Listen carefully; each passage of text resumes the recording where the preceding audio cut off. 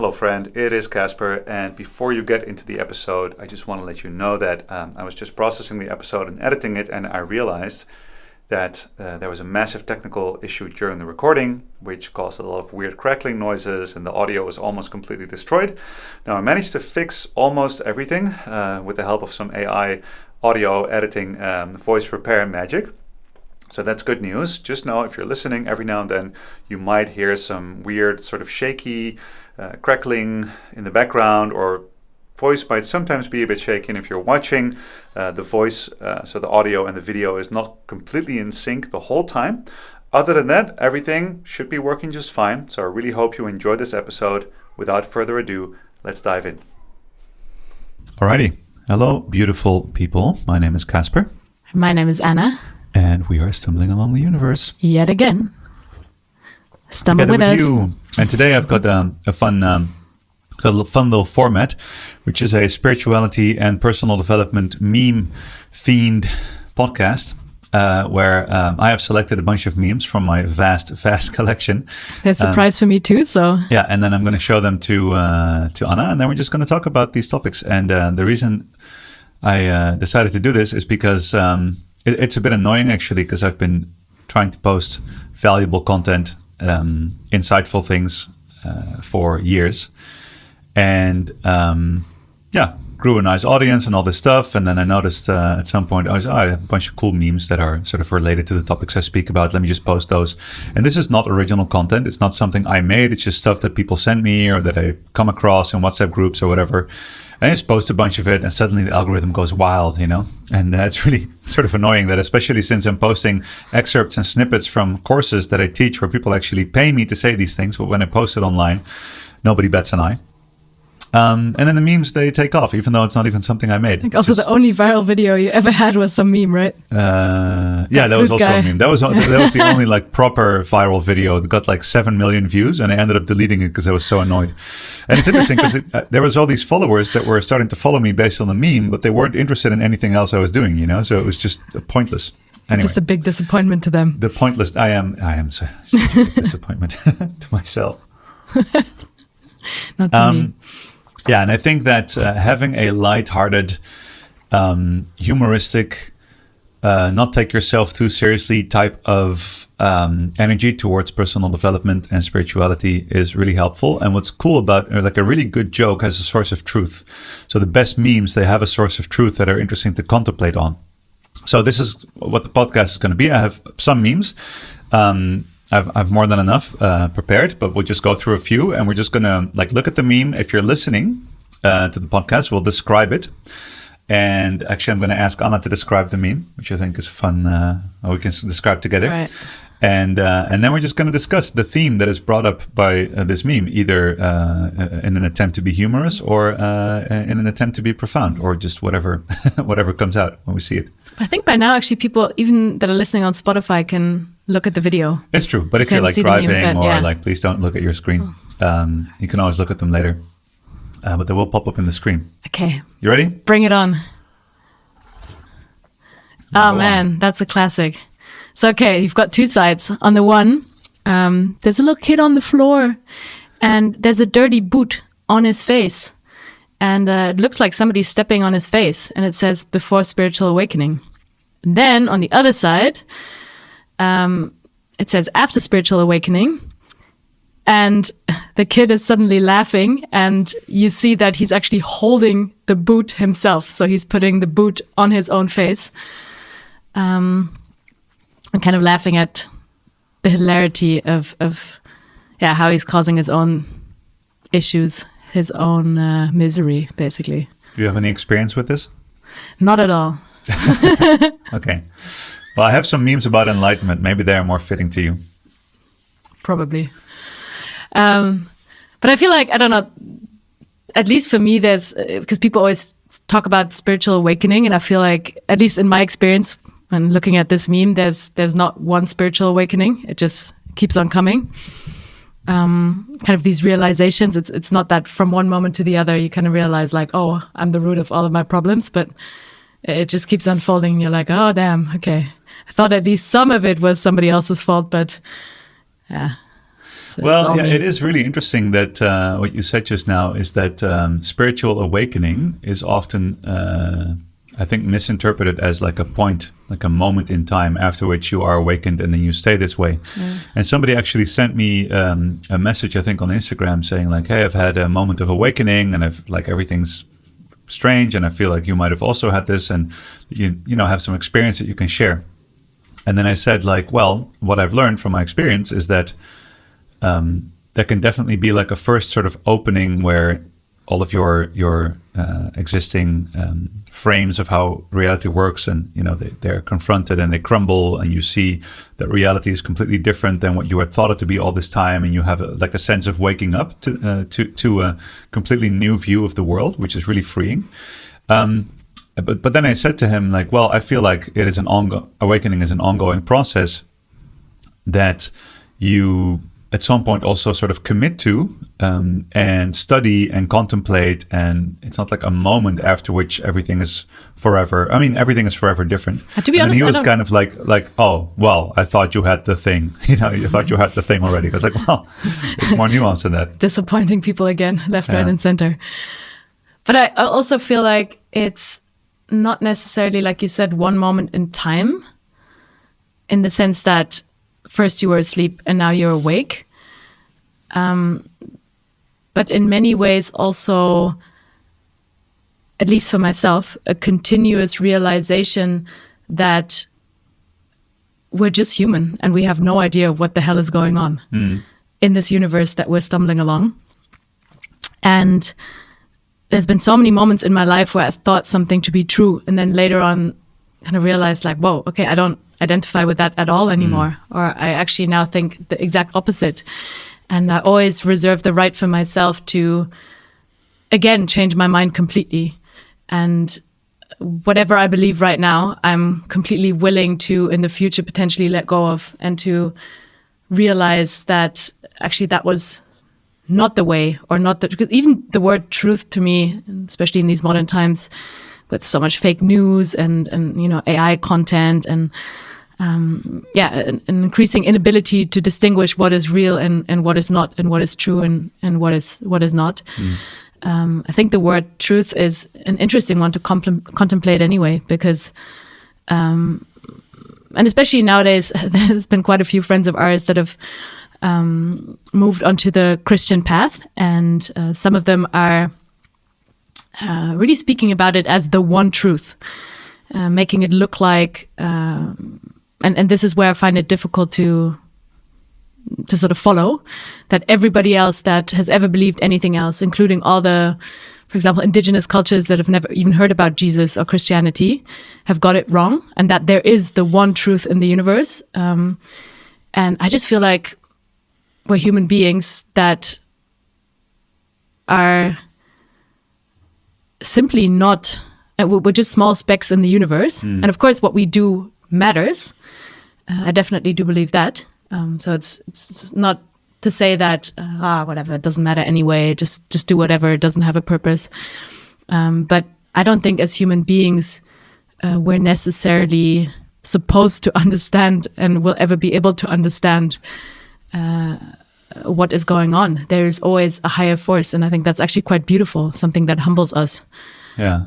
I mean, I wish I had prepared all of my memes in one folder on here. So because I have like 4 memes in my mind of what you just spoke Actually, about. this one also reminds me of, I think it's a cat meme, and it says something like... We'll have that one later, yeah. Oh, we have it, okay. But in relation to this thing, what I find interesting, people seeking a certain truth, and they feel like, oh, that's somewhere outside of myself, or it's found in a scripture, or it's found in like a church or a place or a person or a guru.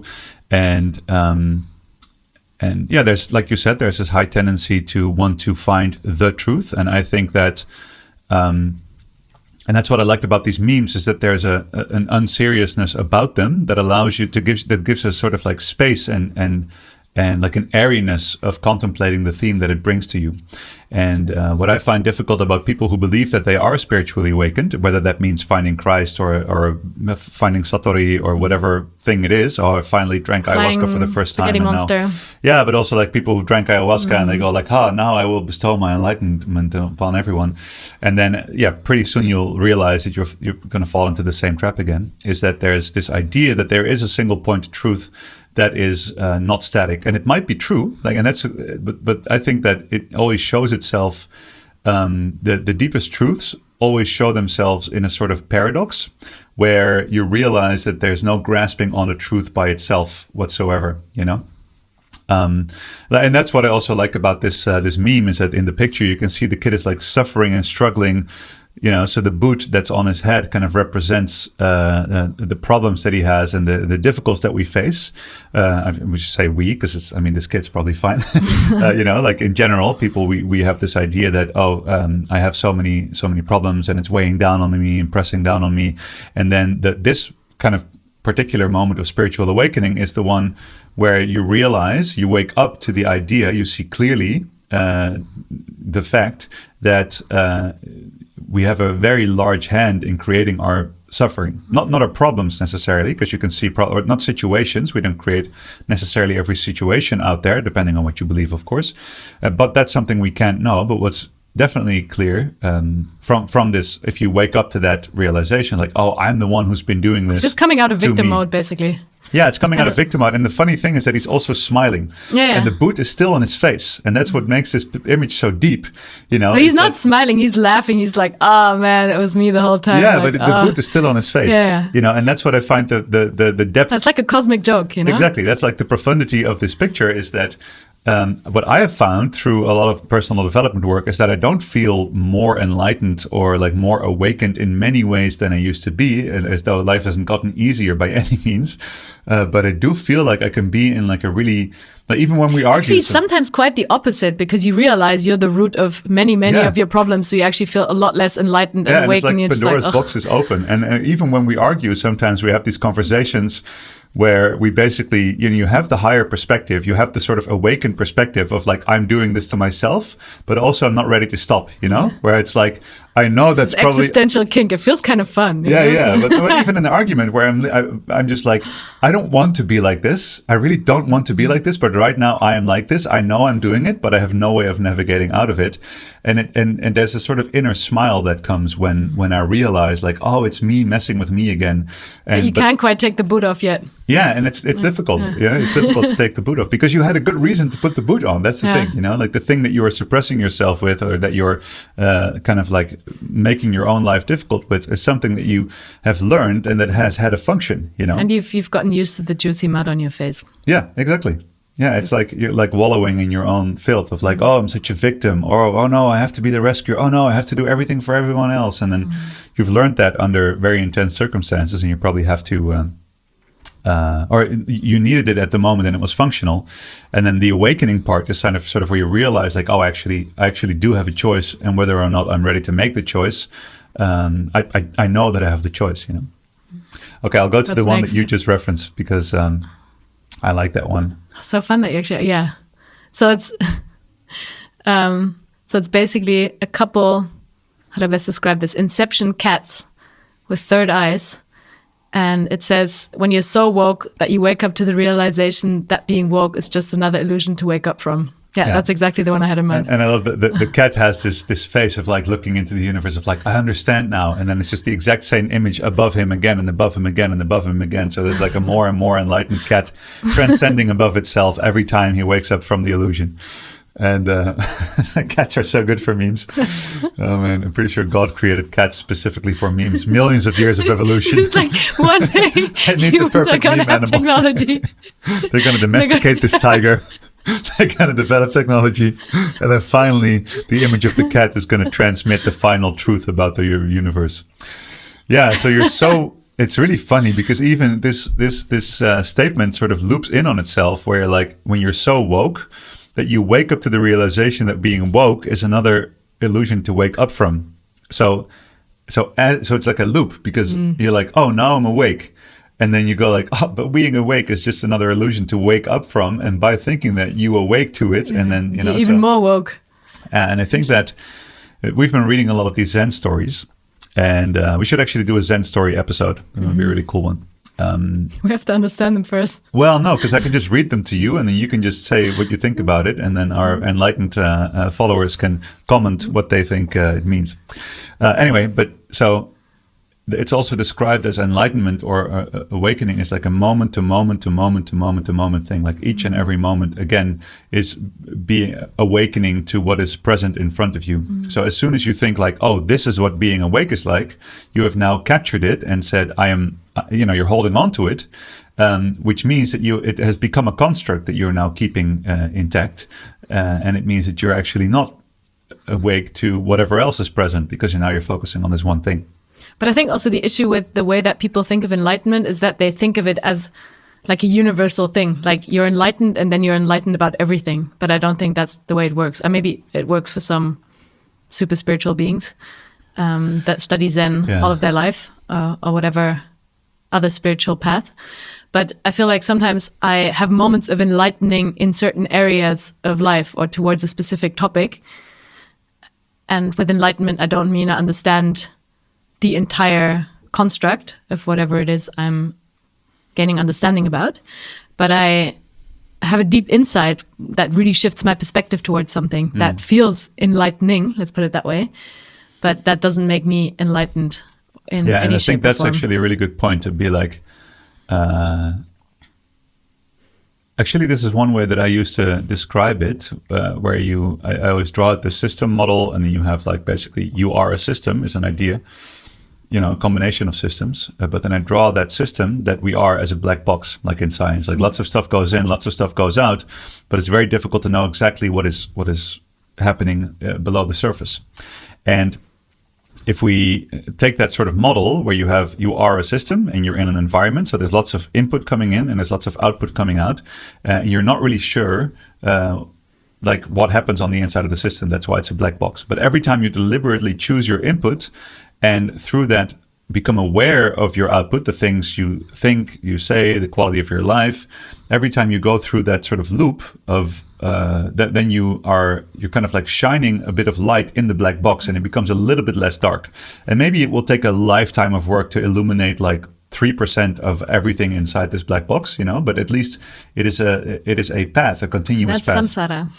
That's where you get thrown back in. Yeah, and that's also exactly, and that's and then maybe if you believe in multiple lives, the point of doing the next life is that you start with that you keep the 3% and you move the next part, But before we open up like parallel universes and multiple lives, I just think that just stumbling across this universe, not multiple. One universe at a time. And that's also why I like this idea of stumbling along the universe. Is that you just. In Dutch we always say, ik doe maar wat, you're just doing whatever makes sense or whatever comes up in the moment. And that's what you're focusing on. And then as you do that, you grow and you learn.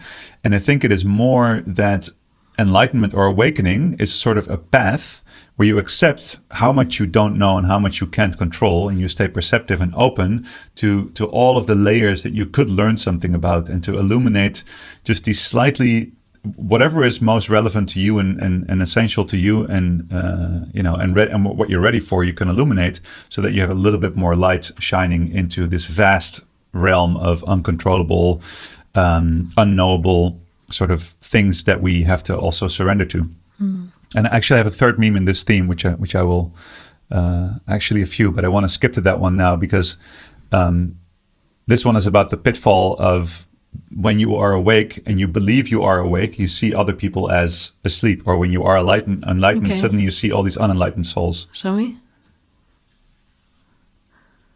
Yeah, so it says, I don't always think I'm enlightened, but when I do, I'm not. Yeah, exactly. Yeah, resonates a lot. I don't always think I'm enlightened, but when I think I do, I'm not. This is really like a Zen thing. And the image is just like, this is just a classic meme guy of like, I don't always XYZ, but... Like business dude. Yeah, it's like a business dude, or like some smooth looking character. Sleepy. I don't actually know the origin of this meme, but that doesn't really matter.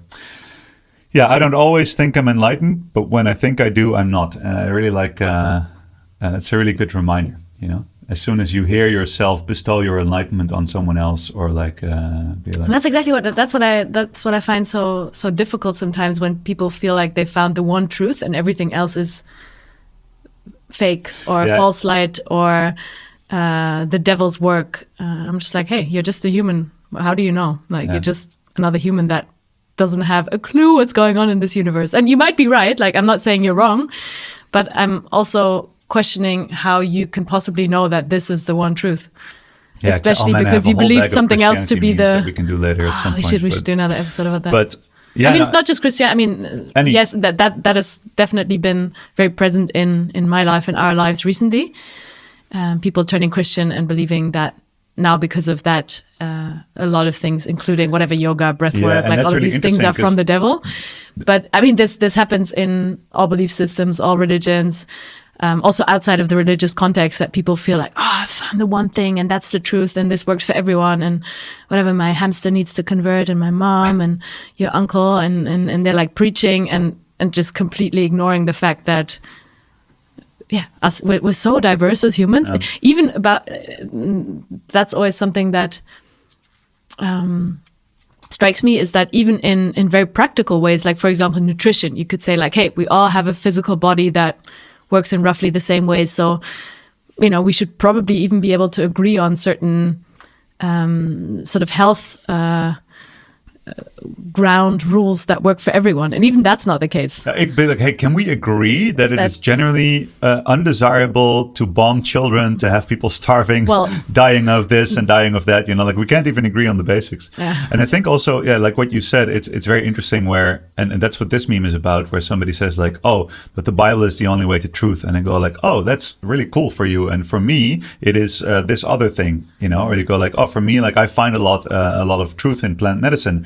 And then they go like, and that's what this meme is about. They go like, yeah, I used to think that too. Exactly. I was there where you were, but now I have advanced to a further level. You're still standing in false light. Yeah, so it's very interesting that. And also, until 2,000 years ago, people just didn't have the truth. It was just a world that's part without of truth. Yeah, and everybody born before that is burning in hell. Burning in hell forever. But and this is also what I noticed in Corona times, is that somebody actually literally asked me. They were like, "Hey, Casper, I just want to check. Are you awake yet?" And I was like, okay, all right. And I was instantly judging this person, which is funny because I was confronted with my own definition of being awake. Because I think, they were definitely going through that moment. Yeah, one of the prime, exactly. So one of the prime aspects of enlightenment, as it is described in any form, like Buddhism, Hinduism, but also mystic Christianity, mystical Islam, Sufism and things like this. It is always about finding like a center point of sort of like stillness and knowing yourself, and then from that place having infinite compassion and love and being less judgmental.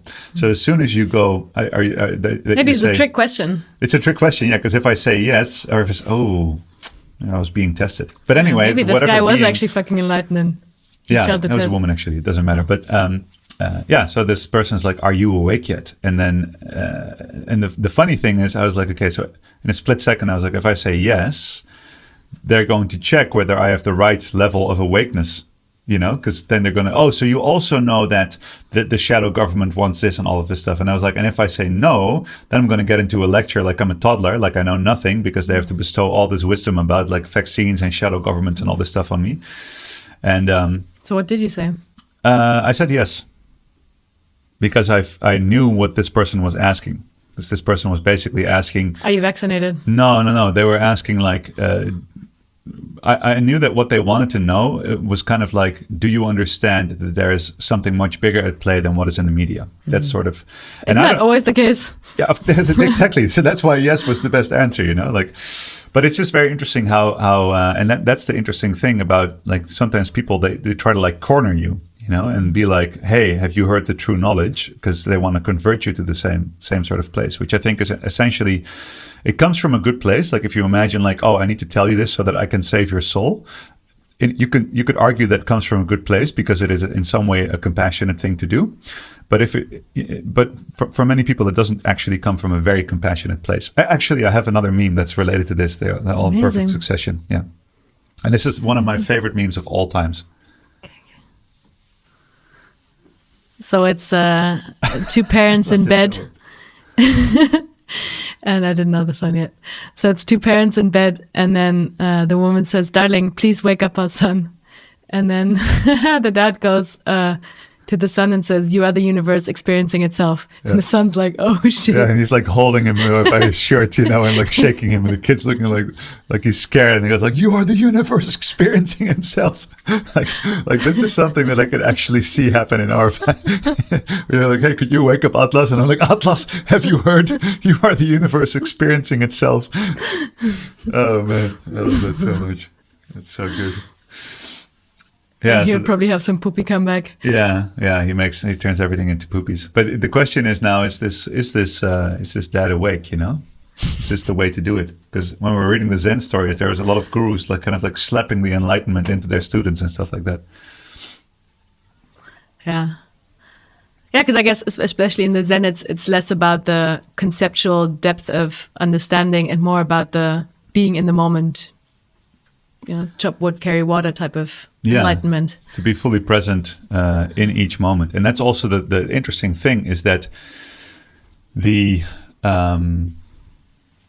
way that enlightenment is described, and I think everybody has moments of like awakening or enlightenment where you suddenly see a reality for what you more clearly, you see more clearly.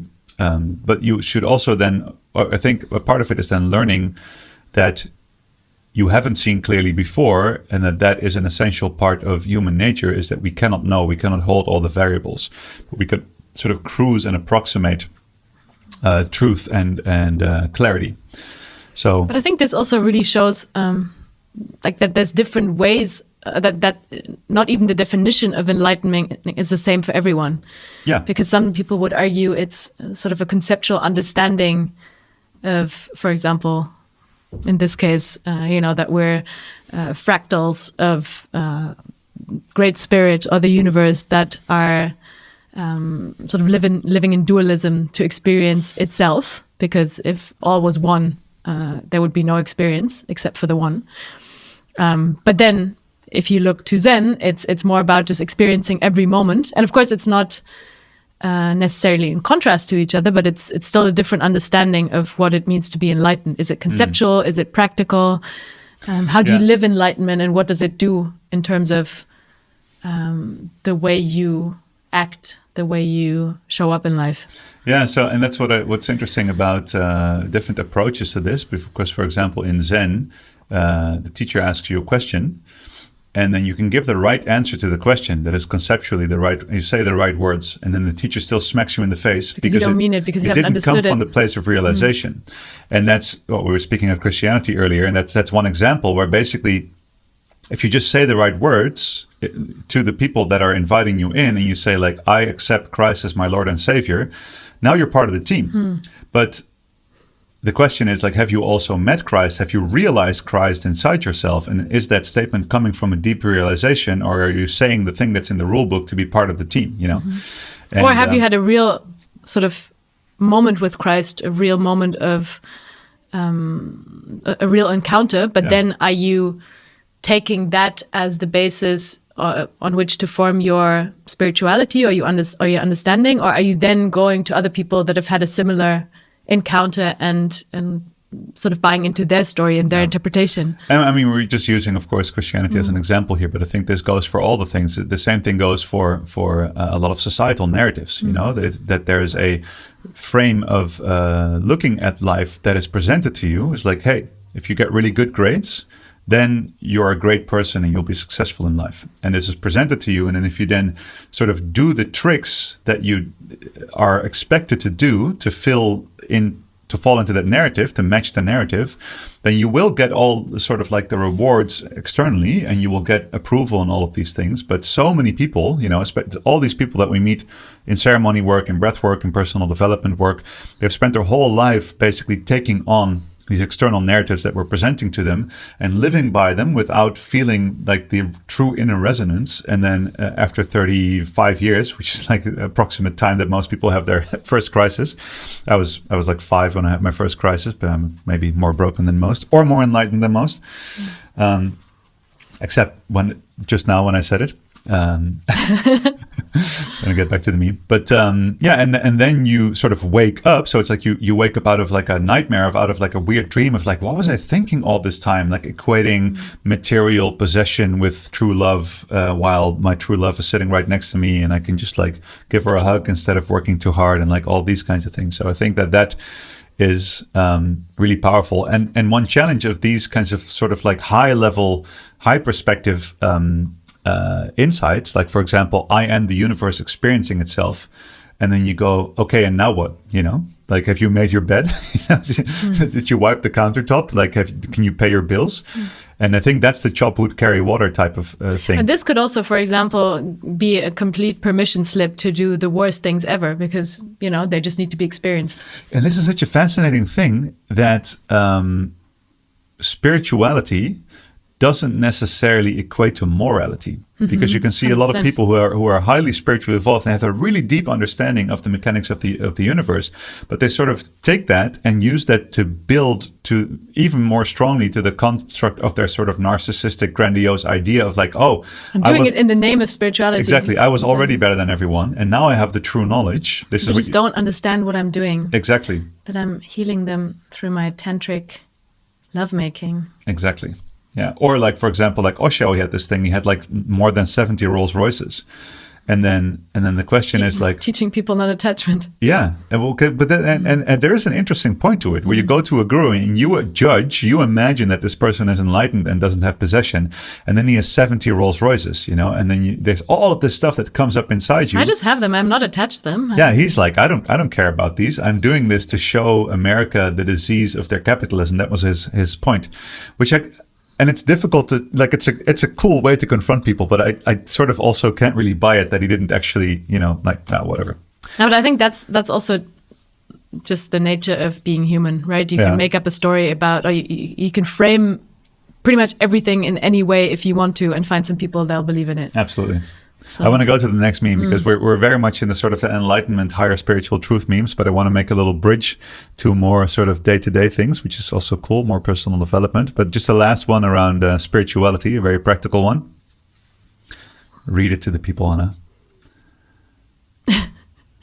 So it says, everyone's an atheist until they clog a toilet at somebody else's house. Because this is what I imagine. It's like, please God help. Exactly, that's what I imagine. Like a perfectly, like completely rational atheist is at a friend's house. Like at a first date or something. Yeah, at a first date. Like the first time at the house of your date, and you're perfectly atheist, and then you go to the toilet and you take a huge shit, and then you clog the toilet, and then you're like, oh God, please exist, please help me. It only took like that one moment to completely drop your atheism and to be like, and suddenly enlightened through your own shit, and you realize it was your own shit all along. Oh, it was my own shit all along. I love that. This is one of those memes where you can just see a story, like everybody's had a moment like that when something happens. Also, I'm just seeing that this is from an account called Ancient Cringe. Yeah, Ancient Cringe, a really great account, by the way. Yeah, absolutely. They've got a lot of good stuff. Oh man. Yeah, and I also saw one that was like a medieval painting of like a demon flying out of someone's mouth, and these medieval paintings are really low quality, so it's already funny to look at. And then it said like the atheism leaving my body as soon as the plane hits turbulence. It's like a demon leaving his body. It's like, oh, I was a completely rational, like material atheist 5 minutes ago, but please God, land this plane for me. Here's again these kinds of problems that we wouldn't have had without technology. We've created our own misery. In the past, we would have just shat behind somebody's house. What do you think is the equivalent to clogging someone's toilet in hunter-gatherer at times? What if you take a shit so big you can't bury it, or you take a shit on the ground and then you can't, like the ground is too hard and you can't cover it, and then you're... Or like at night you take a shit and you think you've walked far enough away from the house, and in the morning you realize it was just right in front of the door and somebody steps into it. Yeah, it could be. Or they can tell that it was you because you ate some whatever corn yesterday that's clearly in it. Or you wipe your ass with the wrong leaf, and then you have to go back to your date with like all kinds of like poison ivy bumps on your butt, and ask your date to like... Or you realize it was somebody else's. But I do feel like this is how you find true love, though. Because I feel like when I was in your place for the first time and I would have clogged the toilet, we would have had so much fun kind of like laughing about that situation. True. Probably. It's true love. That's just because I Try it out. If you want to know making if shit you have jokes. true love, like clog someone's toilet and see if you feel comfortable. Even as an atheist. Yeah, and You can just work it out as an atheist. yeah, because it's about finding your like vulnerability and just being truthful, you know. Just because like truth, and that's the interesting thing. Like truth is love, and love is truth, as they say. And then God is love, and God is truth. And You then, enlightened or something? yeah, and if the truth is that you just took such a massive dump that you clogged the toilet and you don't know what to do, like the truth is to be vulnerable. I have a meme about vulnerability this is another one of my absolute favorite memes. And you could also, I mean, I'm sure there's some guy that then, kind of creates a story of how epic he is because he takes the biggest shits. Yeah, it's like I'm the notorious Like, toilet flogger. you should come look at this. I swear Yeah. your ex You've could have never not seen produced shit like this. that. Yeah, exactly. Yeah. Yeah. If you think you have the true knowledge in the Bible, come and watch Come my sniff clogged this. toilet. Like there's a true. That's getting very Okay. absurd. All right, but here's another one of my all-time favorites. So it's basically, it looks like Britney Spears. Is it Britney Spears? No, it's just a random blonde lady. Okay, random blonde lady navigating through these laser lights that they sometimes have at like museums or something where they're trying to protect just valuable artifacts from being stolen. Kind of what you see in like a James Bond movie, you know, Yeah, where or they like when they're navigate. breaking into a bank, and then there's like this web It's of like like Mission Impossible, like these Exactly. lights, and they have to like try to avoid all of these lasers. So and then she's the caption doing her is, best to avoid these lasers, and it says, "Trying to be honest with my therapist, but not so honest that I get involuntarily hospitalized." "Have you ever had that feeling?" I've never had a therapist. Oh, fuck you, Anna. You're enlightened. You're more enlightened. No, than I am. actually, I wanted to get into therapy a couple of times, but then the waiting list is always so long that I was just like, like I put myself on the list, and then by the time, the opportunity rolled around, I actually felt better, and I was like, I don't need this shit. And then like But even 2 in weeks later, conversations with friends, where you have like an open-hearted conversation, and then you go like, well, but they're not going to hospitalize me. no, I know, but that you have the feeling of like, if I say this out loud, this thought is like so dark and so weird, and like if I say this out loud, people are just probably going to call the madhouse and lock In the me up. past, yes, but I feel like now we have the kind of friends that just kind of jump on those sort of Yeah, comments. they love it. Yeah, And they love it, and they're like, oh man, yeah, I'm even worse. I think I have way more sort of dark, intrusive thoughts than you do. Yeah, you do. Yeah, I do. Like- and so this is a much Do you more. want to? I'm not going to share them on the podcast because I might get involuntarily hospitalized. But this is like a big thing I think a lot of people is that they're walking around with really heavy, like dark thoughts in their mind, just like heavy stuff, and then are afraid of opening up about it, and that's also what's keeping them like in that. This idea that if you don't share it, it will just build up and it will seem like more of a reality, and then as soon as you say it out loud, and this is what we see in our work all the time, of course, in sharing circles after ceremony, after breath work, finally one person opens up, and then there's this principle of like the more personal, the more universal. And that we believe like, oh, this one thing that I'm thinking or that I feel or that I've been Nobody's through. felt that before. Yeah, I'm the only one, and that means that I have to protect it and never show it to anyone, because if I show this, like reality will lock me up or whatever, and they will walk away. And then, what do you know? That's exactly the thing that everyone can connect to you on. And if you show that, but it takes a safe container to show that, of course. So for me, this is like I something think this meme is for you more especially than for me. when I was younger and I went to therapy for the first time. I was really like navigating a maze and trying to find the words to say the vulnerable thing without saying it in a way where I was afraid that I would be judged even by the therapist. Okay, getting too personal. Let's no, just kidding. I'm completely fine with this. How much time do we What's have? next? Oh, we're doing pretty good on time. This is another one of my favorites. So it's some people on the underground subway, and everyone's just looking at their phone and zoning out. And then there's this one guy with his hands on his face, just like sitting crouched down by the door, looking really miserable.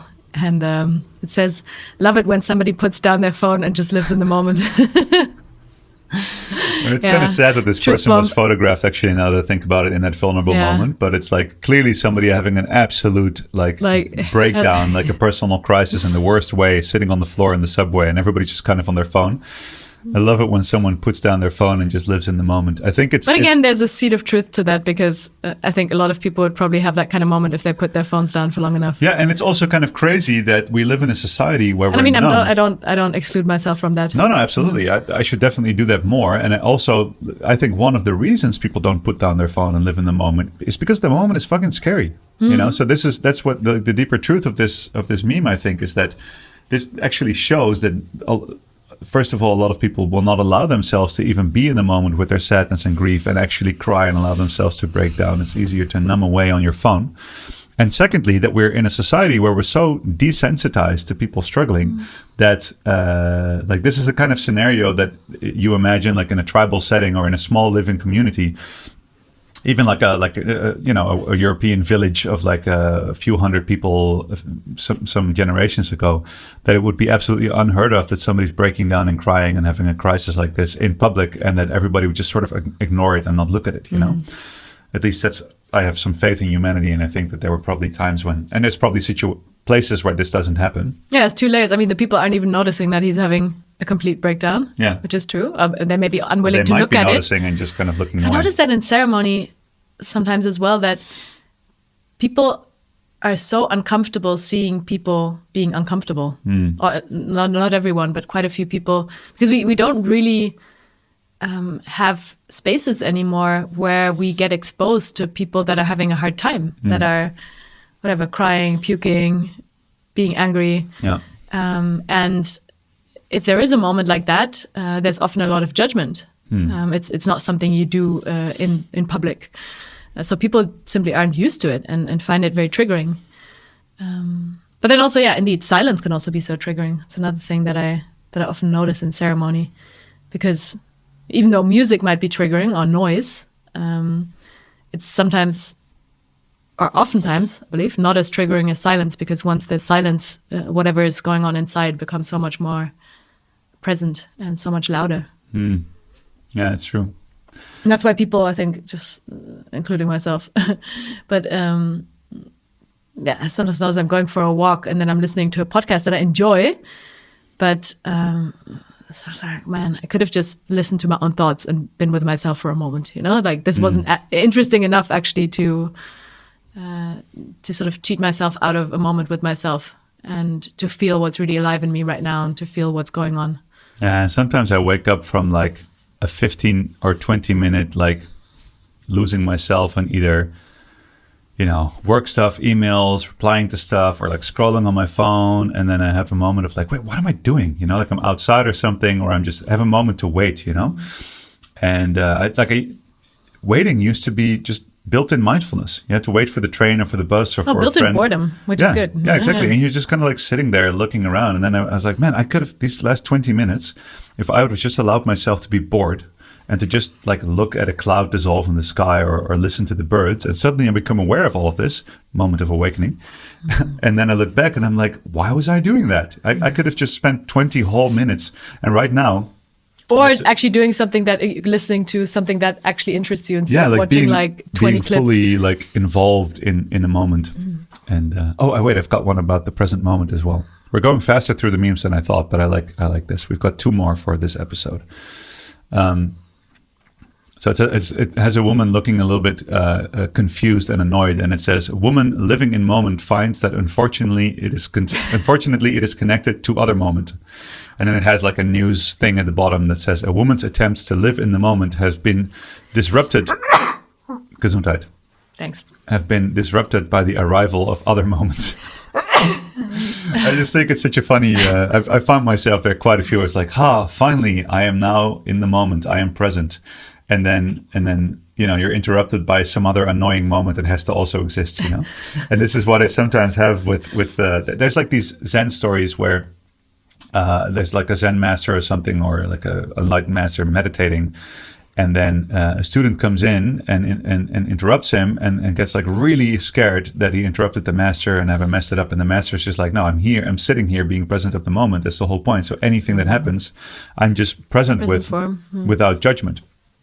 And so yeah, I think that this is definitely something that I've encountered where, and I hear this also a lot from people where basically, you know, if you're in your being in the moment being in the moment also is like a plan that we make. Oh, tomorrow morning I'm going to sit in my meditation for 20 minutes and I'm going to be in the moment, and then you're finally in it and you're in the flow, and then the bell rings and then you're like, shit, now I have to get back to all these other moments.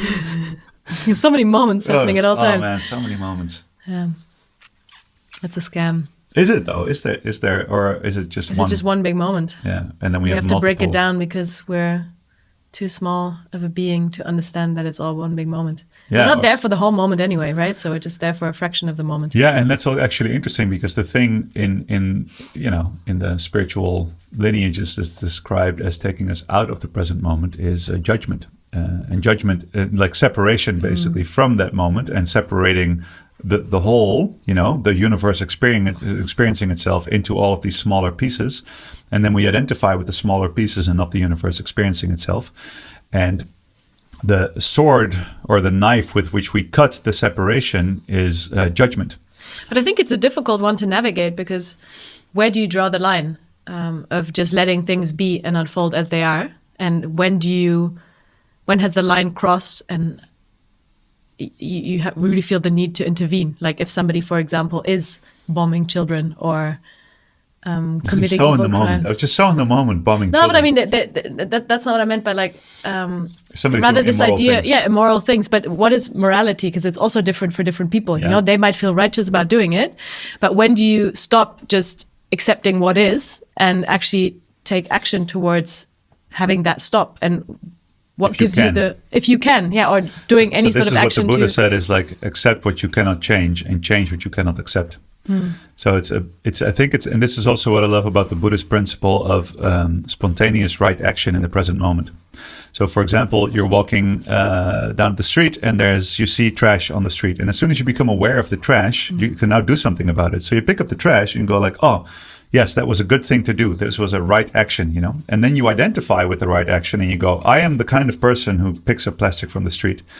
And then it turns into, I must pick up all the plastic from the street. And then you start picking up all the plastic from the street, and all you're doing is that, and you forget to like walk your dog or feed your kids or do your work, and you're just focusing on this. This is the right action. I felt that it was the right action. You know what? Everybody should be doing this. And then you go like, hey, you should be picking trash up from the street. And then it turns into this whole construct, essentially making yourself less free, creating more suffering for yourself and your environment. And you don't have a net positive result of alleviating suffering, right? So if alleviating suffering is like the highest attainable thing, then we can only do that spontaneously in the moment. So for example, the opposite end of the spectrum is then people saying like, oh, if I can't fix the whole issue, then I'm not going to do anything at all. So like there's so much trash lying on the street. What difference does it make if I pick up this one piece? Yeah. So for example, you're laying awake at night, constantly worrying, forcing yourself to stay thinking about children dying in war, for example. And then it puts you into a negative mind state. It gives you a bad night of sleep. You come to your work the next day and a colleague just goes like, oh man, what a beautiful day. And then you go, beautiful day? There's children being bombed. So now basically you've taken an immoral situation, a horrible situation, you've internalized it, and then you transform it into more suffering, because now somebody who was feeling great in the moment and enjoying the day now needs to hear about how bad this thing is, while neither of you can actually do something about it. But you then have the illusion that you've done something about it by making someone else aware of it, who also cannot do something about it in this moment. So I think really like wondering, okay, so I am in the moment, and in this moment arises something that presents itself that is either mine to deal with or not mine to deal with, that I can or cannot do something about it. And then based on whether I am the right person to deal with it, whether it's my place and my role, and whether I actually have influence over the situation, then I can do something.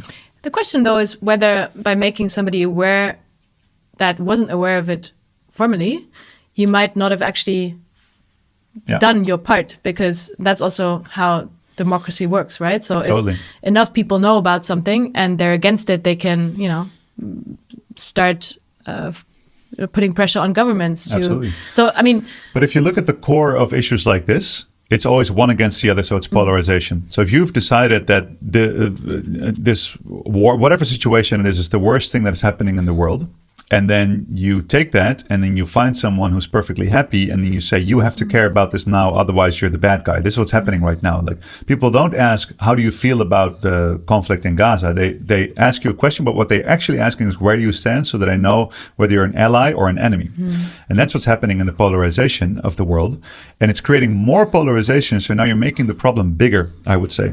But if somebody says, if you're like really worried about this conflict, and then somebody says like, oh, you know, what a beautiful day. And then you feel like, how could this person possibly have a beautiful day while there's so much horrible things going on in the world?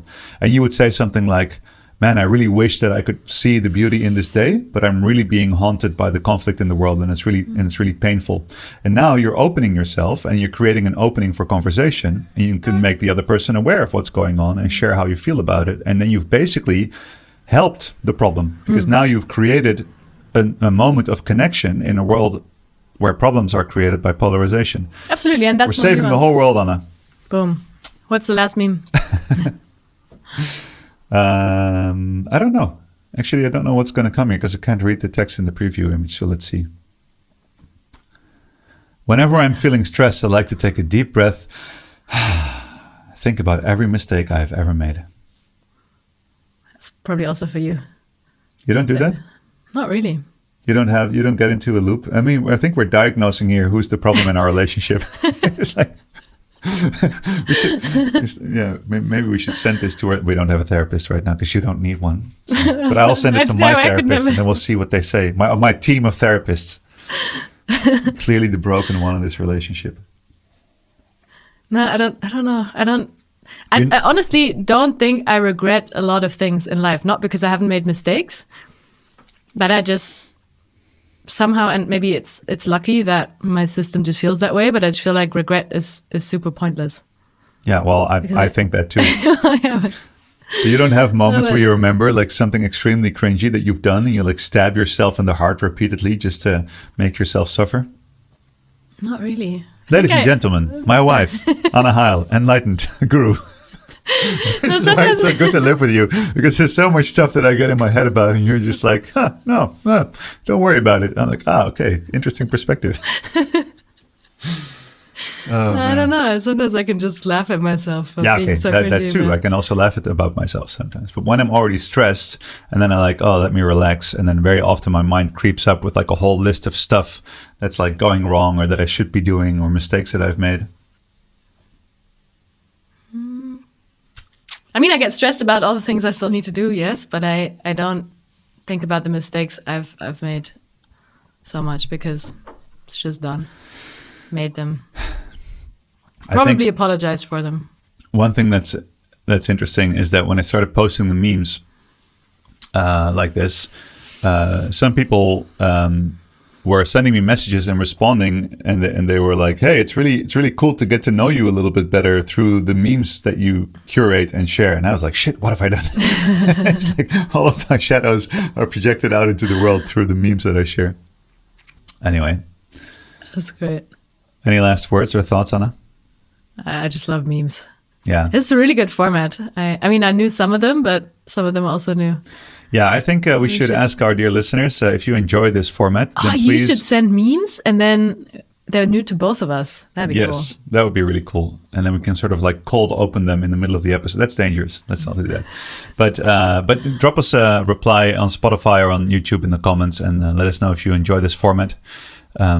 Because I checked my meme folder, and then it turns out I have more than 600. And then I sent you a selection like, hey, do a meme podcast. And it was like 45. And out of this, I only selected 9 by now. So we can get a lot of mileage out of this. Like 591 to go. Or we could take pictures of ourselves and ask people to make memes with our faces. Oh, no. Probably Please don't. I actually had that. There's probably a meme with your face. Yeah, no, I had there's a few funny ones actually, where some years ago when I was still doing all the cold exposure, and I had myself like on a standing on my head and then releasing my hand. So I was like standing on my head for like a split second and took the picture, and this was on top of a mountain. And then a bunch of some people, there were like memes of placing me in all sorts of weird situations, and there was also one of me ice bathing and like flexing my muscles, standing in the ice. and then they also had like photoshopped that into like a coffee cup and into like all sorts of things, and oh man, I feel and like I have AI, this. and they didn't even have AI. That Didn't could even have AI. definitely That was take that actually up a notch. That was actual work, that people did. And I have this a playlist with ambient music that I made like 11 years ago when I started teaching breathwork, and that was always my go-to play before I started making my own music. And I didn't know that this playlist had gotten like hundreds of followers, like 500 followers, and that people were actually using this playlist to do their daily breathing practice. And then at some point, I was doing a session, and I wanted to change the order of the songs. Just and you got complaints that and then somebody sent me a meme, and it's like it was like a meme of someone spitting out their coffee in shock, and then it says like, when you're doing your breathing practice, and Casper has changed the playlist. And that one was really cool. I was really honored by that one. I think it's probably the most honorable thing you can get if people start making memes about you. For me, at least, I was really, really deeply honored to be part of the let's ask that guy in the tube. Yeah, so he probably doesn't enjoy it. Anyway, right. Thank you guys for listening. And let us know your thoughts or any questions, any topic requests. And we'll see you very soon. Bye. Bye.